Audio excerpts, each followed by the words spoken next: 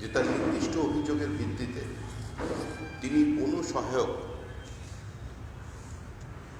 নিয়োগের তদন্ত করবেন। এটা আমাদের দীর্ঘদিনের দাবি। আমরা বিভিন্ন সময় মিটিং মিছিলের মধ্যে দিয়ে, সভা সমিতির মধ্যে দিয়ে, সংবাদ মাধ্যমের কাছে, প্রেস কনফারেন্সের মধ্যে দিয়ে রাজ্য সরকারের কাছে দাবি জানিয়েছি। রাজ্য সরকারের আমলে বহু নিয়োগ অস্বচ্ছ। রাজ্য সরকারের নিয়োগকে কেন্দ্র করে তরুণীদের মধ্যে চরম হতাশা, ক্ষোভের সৃষ্টি হয়েছে। বিভিন্ন সময়ে সেই ক্ষোভের প্রকাশ আমরা দেখেছি।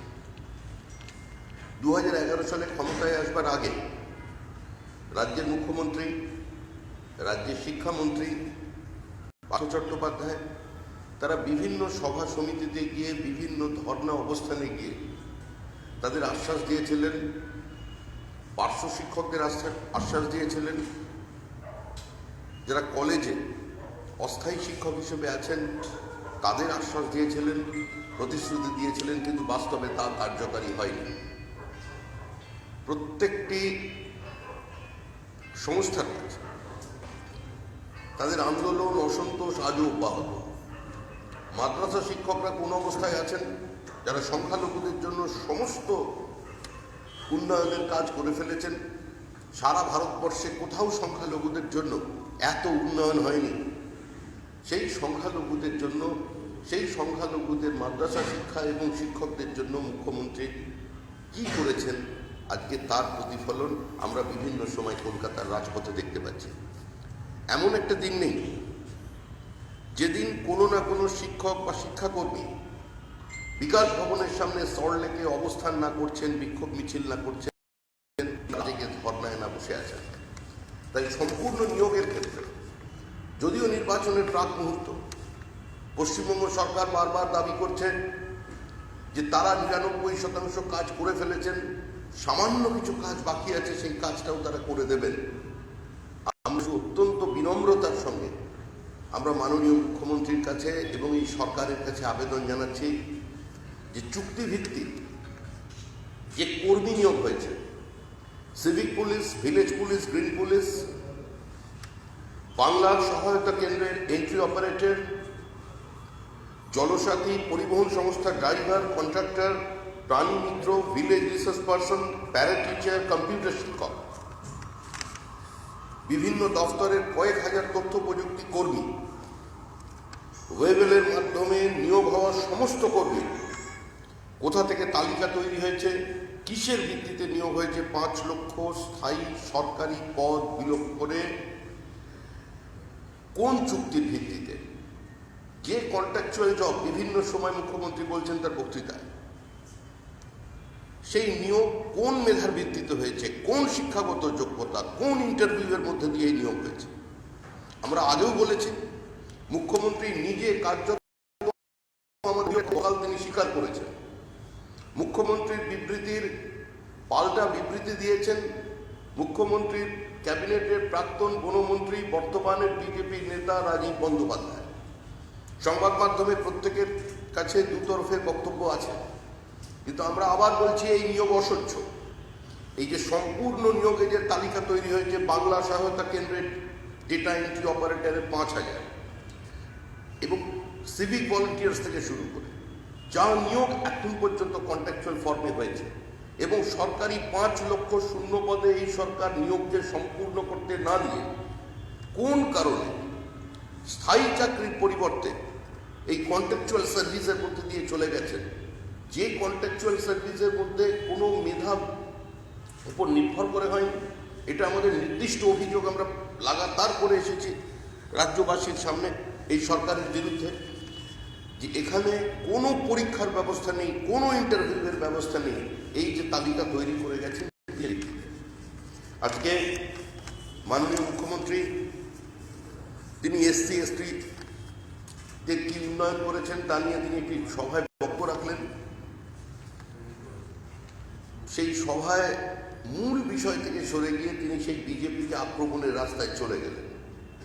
যে তৃণমূল কংগ্রেসের বিভিন্ন নেতা নেত্রীরা বিজেপিকে বিভাজনের রাজনীতি করার জন্য মানুষের সামনে কাঠগড়ায় দাঁড় করাবার চেষ্টা করছেন, একইভাবে উত্তরবঙ্গে লাগাতার বক্তব্য রেখেছিলেন তিনি 2019-এর নির্বাচনের আগে, এবং এই একই শব্দবন্ধ ব্যবহার করে আসা হয়েছে বিজেপির বিরুদ্ধে। এত কিছু শোনার পরেও উত্তরবঙ্গের মানুষ তৃণমূল কংগ্রেসকে প্রত্যাখ্যান করেছে। পঞ্চানন বিশ্ববিদ্যালয়ের অবস্থা কি? পঞ্চানন বর্মার নামে যে বিশ্ববিদ্যালয় তৈরি হয়েছে, রাজবংশী মানুষের সামনে দাঁড়িয়ে বলছেন সেই পঞ্চানন বর্মা বিশ্ববিদ্যালয়ের বাস্তব পরিস্থিতি কি আজকে উত্তরবঙ্গের যারা ছাত্রছাত্রী আছেন তারা জানেন। আজকে এসটিদের কি অবস্থায় আছে আজকে আদিবাসী সম্প্রদায়ের মানুষ? সরকারি পরিসংখ্যান বলছে যে 77% মানুষের বাড়িতে কোনো শৌচাগারের ব্যবস্থা নেই। বিভিন্ন ধরনের সংক্রমণ তাদের মধ্যে বেড়ে চলেছে। এই চরম প্রতিকূল বিপরীত পরিস্থিতিতে করোনা কালের মধ্যেও যখন সরকারের আয় কমেছে, তখন বর্তমানে কেন্দ্রীয় সরকার এই বাজেটে তফসিলি জাতি এবং উপজাতিদের জন্য গত বছরে যে বাজেট বরাদ্দ ছিল 83,256.62 কোটি টাকা, সেটার প্রায় 52% বৃদ্ধি করা হয়েছে। 1,26,000 কোটি টাকা তফসিলি জাতি এবং তফসিলি উপজাতিদের জন্য বর্তমান কেন্দ্রীয় সরকারের বাজেট বরাদ্দ হয়েছে। 2025-26 সাল পর্যন্ত মাধ্যমিক ঊর্ধ্ব ছাত্রছাত্রীদের জন্য 35,219 কোটি টাকার বাজেট বরাদ্দ হয়েছে এই বাজেটে। তাই যারা বিজেপিকে বিরোধী, তফসিলি জাতি উপজাতি বিরোধী বলে পশ্চিমবঙ্গে প্রচার করছেন, একটু দয়া করে দেখে আসুন যে বিভিন্ন জায়গায় ঝাড়গ্রাম থেকে শুরু করে বিহার এবং গোটা উত্তর ভারত জুড়ে যেখানে আদিবাসীরা বসবাস করেন সেই সমস্ত কেন্দ্রে, সেখানে পঞ্চায়েত, সেখানে মিউনিসিপ্যালিটিতে কিংবা বিধায়ক আজকে সবচেয়ে বেশি সংখ্যক কাদের। একটু অনুগ্রহ করে দেখবার চেষ্টা করুন যে সারা ভারতবর্ষে তফসিলি জাতি এবং উপজাতিদের প্রতিনিধিত্ব বিজেপির সরকারে কত শতাংশ, আর অবিজেপি শাসিত বিভিন্ন সরকারে কত শতাংশ। মানুষকে জনজাতি উপজাতির নামে, বাংলাভাষী হিন্দিভাষীর নামে, হিন্দু মুসলমানের নামে যারা বিভাজনের রাজনীতি করছেন, পশ্চিমবঙ্গের রাজনীতি সচেতন মানুষ অচিরেই তার প্রত্যুত্তর দেবে। যারা উগ্র প্রাদেশিকতার রাজনীতি করছেন, যারা সম্পূর্ণভাবে বাংলার উন্নয়নের জন্য সম্পূর্ণভাবে বাঙালিরাই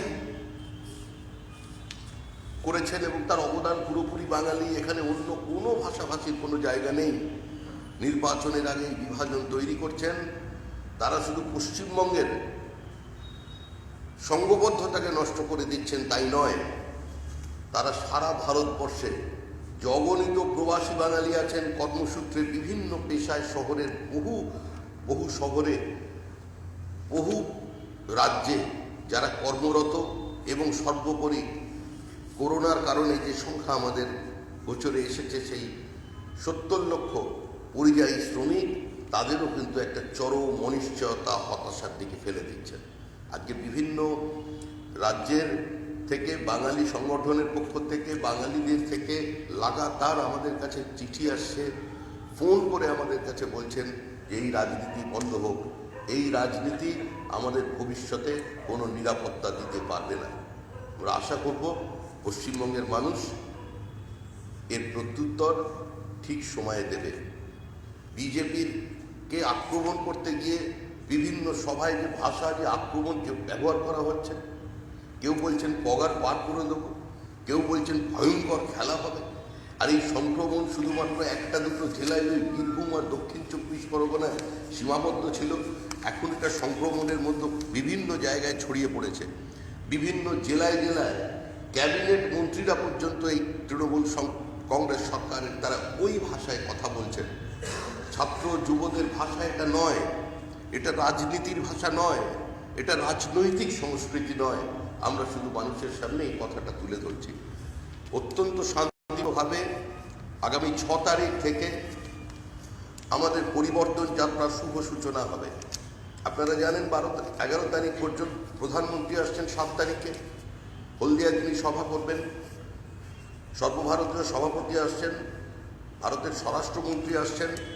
আমরা সম্পূর্ণ শান্তিপূর্ণভাবে মানুষের সামনে গিয়ে আগামী দিনে কর্মসংস্থানের সুযোগ বৃদ্ধিতে, শিল্পায়নের দাবিতে পশ্চিমবঙ্গকে একটি উপযুক্ত ইনভেস্টমেন্ট ফ্রেন্ডলি স্টেট তৈরি করতে, পশ্চিমবঙ্গের বিনিয়োগের আকর্ষণ বাড়াতে, পশ্চিমবঙ্গে এগিয়ে আসতে, পশ্চিমবঙ্গের প্রয়োজনে ছোট জায়গায় SEZ তৈরি করতে, পশ্চিমবঙ্গের বিভিন্ন শিল্পে সুস্থ প্রতিযোগিতার জন্য একটা লেভেল প্লেইং ফিল্ড তৈরি করতে বিজেপি বদ্ধপরিকর। আজকে যে ডেট ট্র্যাপের মধ্যে পশ্চিমবঙ্গ, আজকে যদি বড় বৃহৎ শিল্প এখানে না আসে, যদি বিনিয়োগ এখানে বড়ভাবে না আসে, সরকার যদি জমি অধিগ্রহণ না করে, সরকার যদি জমি জট কাটানোর নিজস্ব ব্যবস্থা না করে, তাহলে পশ্চিমবঙ্গের ভবিষ্যৎ অত্যন্ত অনিশ্চিত। আপনারা প্রাইভেট ইঞ্জিনিয়ারিং কলেজ এবং সরকারি ইঞ্জিনিয়ারিং কলেজ মিলিয়ে আসন সংখ্যা 45,000-এর কিছু বেশি। গত শিক্ষাবর্ষে কত আসন খালি ছিল। বহু ইঞ্জিনিয়ারিং কলেজ, প্রাইভেট ইঞ্জিনিয়ারিং কলেজের দরজায় তালা লাগছে। আজকে পশ্চিমবঙ্গে যারা গ্র্যাজুয়েট ইঞ্জিনিয়াররা, তারা বাধ্য হয়ে বাইরে চলে যেতে বাধ্য হচ্ছেন। গ্র্যাজুয়েট ইঞ্জিনিয়ারদের কাছে কল সেন্টার চাকরি করা ছাড়া পশ্চিমবঙ্গে অন্য কোনো ব্যবস্থা নেই। কারণ এখানে কোনো বড় শিল্প নেই, এখানে বড় বিনিয়োগ নেই, এখানে শিল্পের জন্য উপযুক্ত পরিবেশ নেই, আইন শৃঙ্খলা ঠিক নেই। সরকারের কাছে যে পিছিয়ে পড়া যে জেলাগুলো আছে, যেখানে অনেক ব্যারেড ল্যান্ড আছে, কিন্তু সেখানে আরবান ইনফ্রাস্ট্রাকচার নেই, জল পৌঁছে দেবার উপযুক্ত ব্যবস্থা নেই। এই অবস্থা বিজেপি ঠিক করতে চায়। আমাদের রাজনীতি ব্যক্তিগত কুৎসাক্রমণের রাজনীতি নয়, আমাদের রাজনীতি বিভাজনের রাজনীতি নয়, আমাদের রাজনীতি এই ডোল গিভিং পলিটিক্স নয়। পশ্চিমবঙ্গের মানুষ বুঝবেন যে শুধুমাত্র ক্ষণিকের জন্য সরকারের কাছ থেকে কিছু অনুগ্রহ নিয়ে একটা পুরো সংসার চলতে পারে না, একজন মানুষের গোটা জীবন চালিয়ে দিতে পারে না। এই অবস্থার অবসান চাই। পশ্চিমবঙ্গে নতুন আর্থসামাজিক বিন্যাসে আমরা আশা করব পশ্চিমবঙ্গের প্রত্যেকটি মানুষ অন্তত এই নির্বাচনে 44 বছর পর কেন্দ্রে এবং পশ্চিমবঙ্গে একই সরকার তৈরি করবে।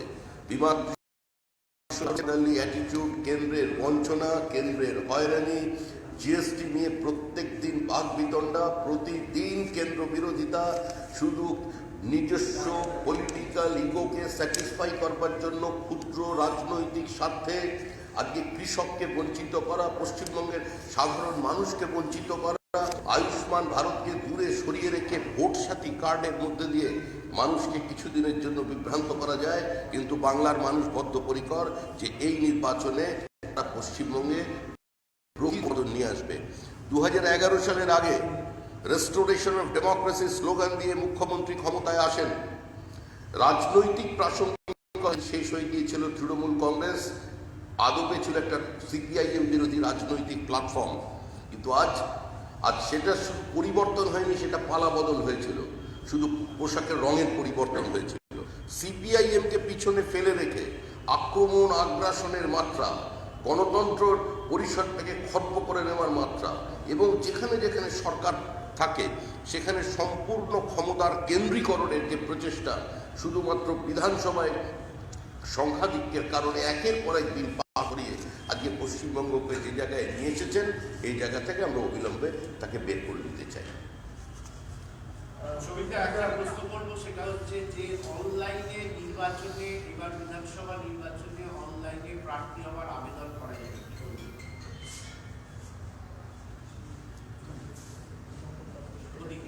না? আপনি প্রশ্নটা কাকে করছেন, কে বলছেন অনলাইনে প্রার্থী হওয়ার? ইলেকশন কমিশন জানছে, আপনাদের মত কি? বিজেপি এটাকে কি করছে, সাধুবাদ জানাচ্ছে? দেখুন, এখন তো তথ্য প্রযুক্তির যুগে সমস্ত ক্ষেত্রেই তার একটা প্রভাব থাকবে, প্রয়োগ থাকবে। নির্বাচন কমিশন যখন এটা স্থির করেছেন, নির্বাচন ঘোষণা করেছেন, আমরা তাকে স্বাগত জানাচ্ছি, এছাড়া তো কিছু বলেন না। মুখ্যমন্ত্রী যেটা বলেছেন যে সোনার বাংলাকে ভারতবর্ষকে শেষ করে দিচ্ছে বিজেপি, আর আমার কন্ট্রোল কেউ এবারে করতে পারবে না, তারা কি করে সোনার বাংলা করা করোনা পরিস্থিতির পর ভারতবর্ষের অর্থনীতি ঘুরে দাঁড়িয়েছে। ভারতবর্ষের সেন্সেক্সের উত্থান থেকে সারা বিশ্ব দম্ভিত। সারা পৃথিবীতে এই মুহূর্তে জনপ্রিয়তম রাজনৈতিক ব্যক্তিত্ব নরেন্দ্র দামোদর দাস মোদী। সারা পৃথিবী তাকিয়ে আছে ভারতবর্ষের দিকে। নতুন করে বিনিয়োগ আসছে বিভিন্ন প্রান্তে। যে সমস্ত ইনভেস্টমেন্ট ফ্রেন্ডলি স্টেট আছে সেখানে কি পরিমাণ বিনিয়োগ হচ্ছে এটা দেখেই তো প্রমাণ করেছে ভারতবর্ষকে কে শেষ করেছে। নতুন ভারতবর্ষ তৈরি হচ্ছে। যুবকেরা এই নতুন ভারতবর্ষকে স্বাগত জানাচ্ছে। একটা প্যারাডিয়াম শিফট হয়ে গেছে ভারতবর্ষে। মুখ্যমন্ত্রী বক্তৃতার জন্য ওটা বলেছেন, মুখ্যমন্ত্রী সেটা জানেন। ত্রিপুরার উদাহরণ দিয়েছেন। ত্রিপুরার যে অবস্থা ছিল, মানিক সরকার মুখ্যমন্ত্রীকে নাকি বলেছেন যে ত্রিপুরার অবস্থা অনেক খারাপ হয়ে গেছে আগে থেকে, এবং সেখানে বিজেপি কি করছে সেই বিষয়টা কিন্তু মানুষের কাছে স্পষ্ট হয়ে গেছে। আগে তৃণমূল কংগ্রেস সিপিআইএম এর কায়দায় কাজ করত, এখন সিপিআইএম এর ভাষাকে সঙ্গে নিয়ে কাজ করছে। মুখ্যমন্ত্রী, প্রাক্তন মুখ্যমন্ত্রী মানিক সরকার একজন সম্মানীয় ব্যক্তি। তার রাজনীতি সকলে বিরোধী করতে পারে, কিন্তু তার ব্যক্তিগত মানিক সরকারের বিরুদ্ধে কেউ কোনোদিন আক্রমণ করেন। মানিকবাবুরও এটা উচিত যে তিনি একটা গণ আন্দোলন তৈরি করুন। ত্রিপুরায় তো সিপিআইএমকে কোনো বড় মিটিং মিছিল করতে দেখা যাচ্ছে না। এখানে মুখ্যমন্ত্রী চাইছেন যে কোনোভাবে কোরামিন দিয়ে যদি বাঁচিয়ে নতুন করে এই জোটটাকে তৈরি করে দেওয়া যায়। সিপিআইএম এর ভাষায় তৃণমূল কংগ্রেস কথা বলছে, কিন্তু এই জোটটা ভেন্টিলেশনে আছে। ভেন্টিলেশন উইথড্র করলে আর কোনো তখন ফর্মুলিন দিতে হবে। এইভাবে উজ্জীবিত করা যায় না। বন্ধকে করতে দিয়ে রাজনৈতিক প্রাসঙ্গিকতা তাদের ফিরিয়ে দিয়ে বিরোধী ভোট ভাগ করবার জন্য বন্ধের ব্যবস্থা করে দেওয়া হয়েছে, কিন্তু সে বন্ধ ওরা দুজনে মিলে ঠিকঠাক করে উঠতে পারেনি।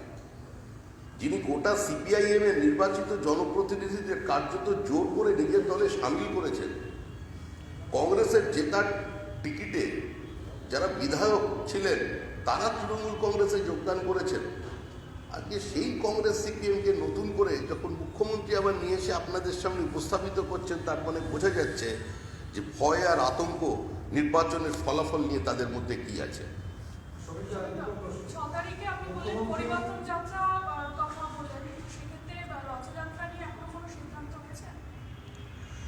আমাদের সিদ্ধান্ত তো আমাদের কাছেই আছে। আমাদের তো ঘোষিত কর্মসূচি আছে। সরকারের কাছে আমরা আবেদন করেছিলাম, সরকার আমাদের উপদেশ দিয়েছেন স্থানীয় স্তরে আবেদন পাঠাতে। আমরা প্রত্যেক জেলায় গিয়ে আমাদের অ্যাপ্লিকেশন সেখানে দিয়েছি। আমরা আশা করব গণতান্ত্রিক দেশে, গণতান্ত্রিক ব্যবস্থার মধ্যে প্রত্যেকটা রাজনৈতিক দলের নিজস্ব একটা বক্তব্য রাখার পরিসর আছে, মানুষের কাছে যাওয়ার অধিকার আছে। এই অধিকার রাজনৈতিক অধিকার, এই অধিকার সাংবিধানিক অধিকার। এটা মাথায় রেখে প্রশাসন আমাদের সঙ্গে সহযোগিতা করবে।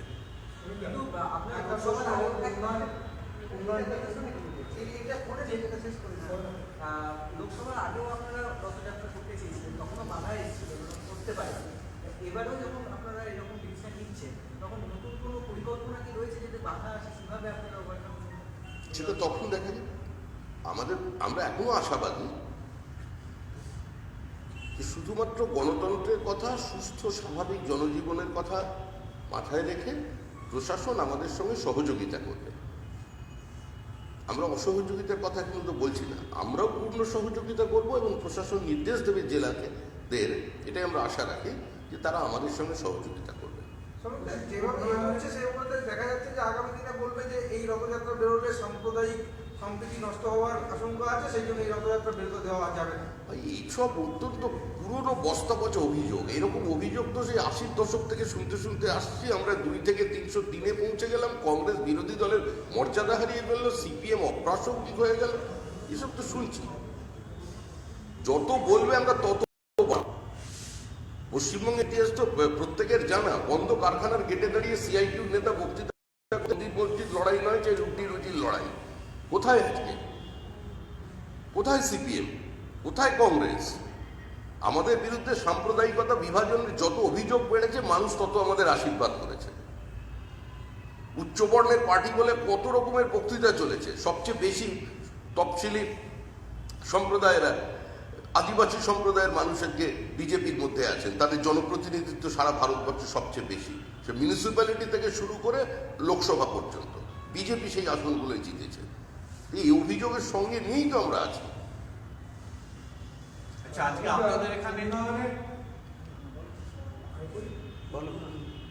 উন্নয়নের টাকা বন্ধ করেছে কেন্দ্র, একমাত্র ঘটনা আমফানের টিভিগুলো দেখাচ্ছে যারা বিজেপির ডুগডুগি, সেটা নিয়েই মানুষ নাচছে।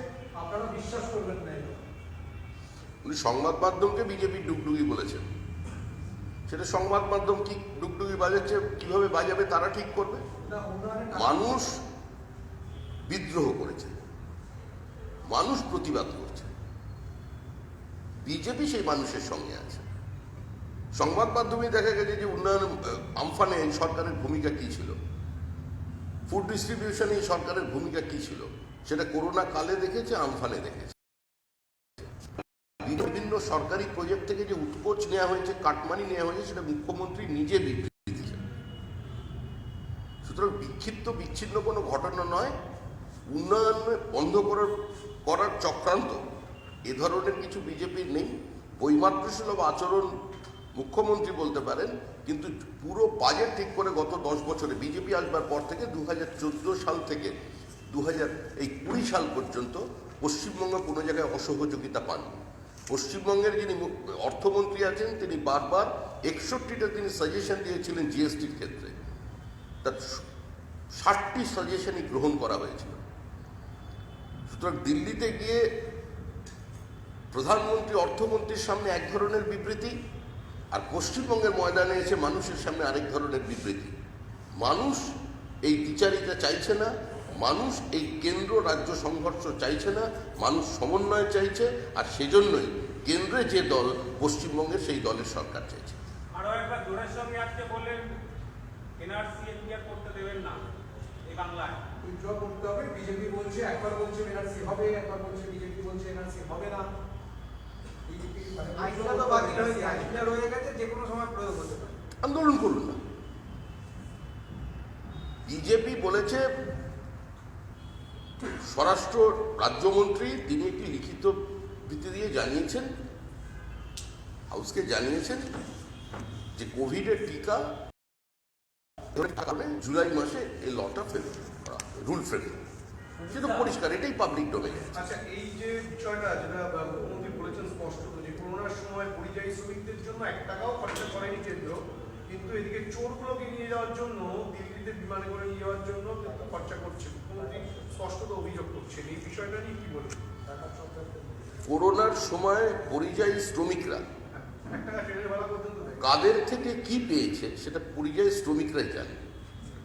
পরিযায়ী শ্রমিক এবং পরিযায়ী শ্রমিকদের যে পরিবার, তাদের মনোভাবের প্রতিফলন 2021-এর বিধানসভা নির্বাচনে তৃণমূল সরকার পেয়ে যাবে। এটা বহু চর্চিত বিষয়। 1, 2 হচ্ছে একথা তিনি কালকেও বলেছেন, তা এটা ওনার নিজস্ব অভিব্যক্তি। আমরা আগেও বলেছি যে আমার দলে যদি কেউ যোগদান করে, আমার দলের কোনো কর্মী নেতাকে আমি জনতা এক্সপ্রেসে দিল্লি পাঠাবো না আমি বিশেষ বিমানে দিল্লি পাঠাবো, সেটা আমি ঠিক করব। আর পৃথিবীর সবচেয়ে বড় পার্টি, ভারতবর্ষের মানুষ দ্বিতীয়বারের জন্য একার শক্তিতে সরকার পরিচালনা করবার অধিকার দিয়েছে, দায়িত্ব দিয়েছে। আজকে তারা তাদের একটু এসেছেন, দু দলের গুরুত্বপূর্ণ নেতা মন্ত্রী, তাদের একটু ভালো করে নিয়ে যাবে না?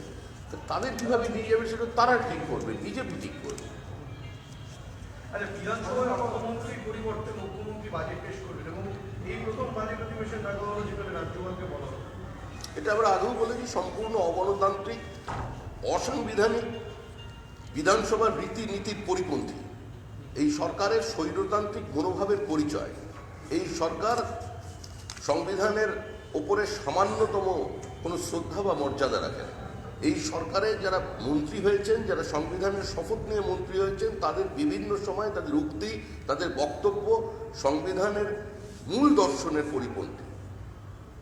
শুধু এটা এরকমই কাজ করে, এটা নতুন কিছু নয় এদের কাছে।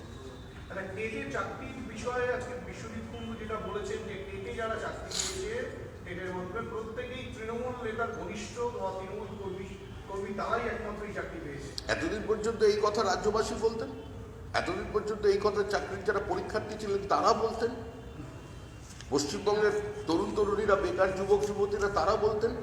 এখন তৃণমূল কংগ্রেস থেকে যিনি এসেছেন উনি বলছেন। এটা তো পাবলিক ডোমেনেই আছে। বিশ্বজিৎ বাবু এটা যদি নাও বলতেন তাহলেও এটা বিশ্বাস পশ্চিমবঙ্গের মানুষ।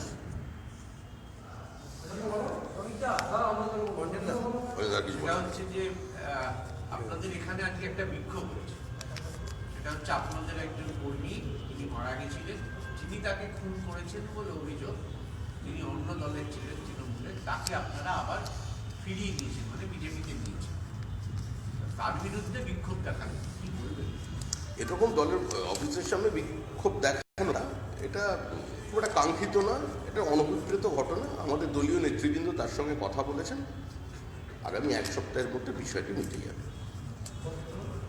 কদিন আগে মুসলিমরাই তো একটা সংবাদ মাধ্যমে সমাধান করেছে যে ওই পার্টিতে কি কোনো কাজ করতে দেওয়া হচ্ছে না, জায়গা ছাড়ার একটা প্রসঙ্গ হচ্ছে। আমি এরকম কোনো বক্তব্য শুনি। বিজয় রায় মুখ্যমন্ত্রী মুসলিমরায়ের সামনে তিনি কিছুদিন আগে জয়েন করেছেন, বলছেন বিজেপি ধর্ম ছাড়া কিছু বোঝে না।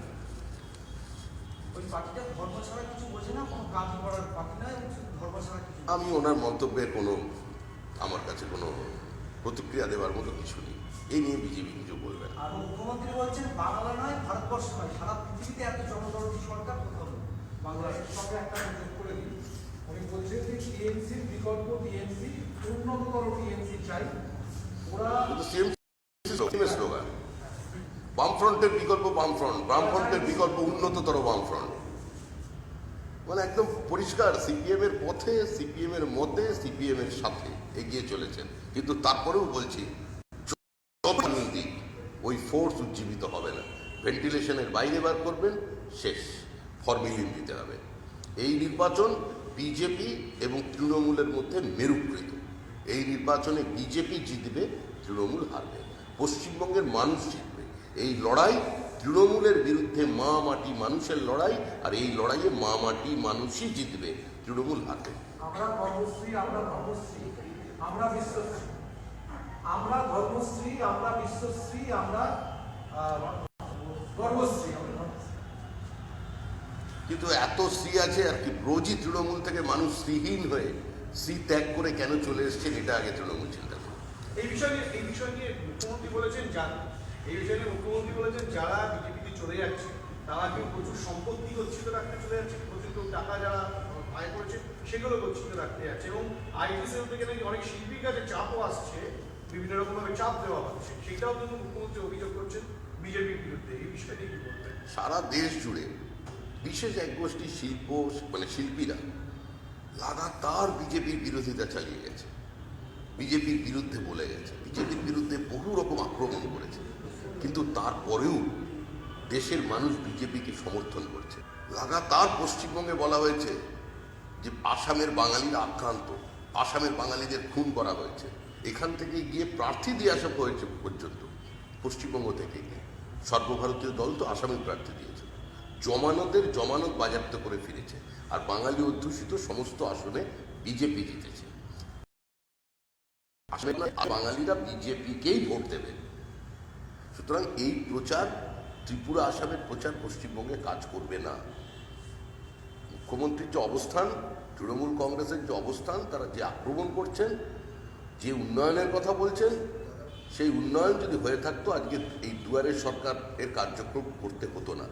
যারা কৃষক আন্দোলনের কথা বলে ওখানে প্রতিনিধি পাঠাচ্ছেন, ওখানে না গিয়ে একবার বর্ধমান যান, পশ্চিম মেদিনীপুরে যান, হুগলিতে যান, যে কৃষক এখনো ধান বিক্রি করতে পারেনি তার পাশে গিয়ে দাঁড়ান। ওখানে না গিয়ে আরেকবার এখানে আসুন, যে কৃষকরা এমএসপি যাতে 1868 টাকার যে ধান দাম আছে সেইটার পরিবর্তে তারা 1100 টাকা বিক্রি করছেন, সেইটা যাতে তারা পায় সেটার ব্যবস্থা করুন। যদি কৃষকের পাশে দাঁড়াতে চান তাহলে ওই দিল্লিতে না গিয়ে এই কিষাণ মান্ডিগুলো, যেগুলো মানুষের জনগণের টাকায় তৈরি হয়েছে নীল সাদা বাড়ি, আজকে সন্ধ্যাবেলায় সেগুলো সমাজবিরোধীদের আখড়া, তাদের সরিয়ে দিয়ে ওখানে যাতে কৃষকরা দৃশ্যমান থাকে সেই ব্যবস্থাটা করুন। সেটা হচ্ছে বাঁকুড়ার রানীবাগ এলাকার বিজেপি কর্মী সমর্থকরা আজকে হেস্টিংসে আপনাদের বিজেপি অফিসের বাইরে মুর্মুর পরিবারের সদস্যরাও ছিলেন, তারা বলছেন যে জেলা নেতৃত্বকে বলে কোনো কাজ হয়নি, আমরা সেই জন্য রাজ্য নেতৃত্বের কাছে এসেছি। আপনারা কি সিদ্ধান্ত নেবেন এবং শেষমেশ কি প্রতিশ্রুতি তাদেরকে?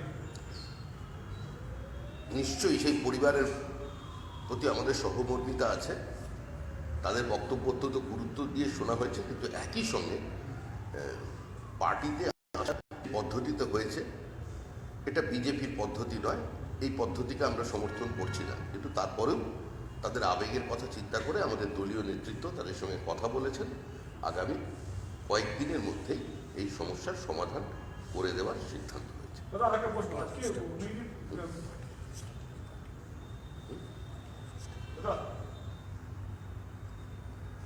হুগলি গ্রামীণ এলাকায় পুলিশ লুটপাট করছে, বিশেষত সাধারণ মানুষকে বলছে যে ভয় পাবেন না, ভয় পেলে পুলিশকে যোগাযোগ করুন, আসন্ন নির্বাচনের কথা মাথায় রেখেছে, নিয়ে কীভাবে দেখছেন?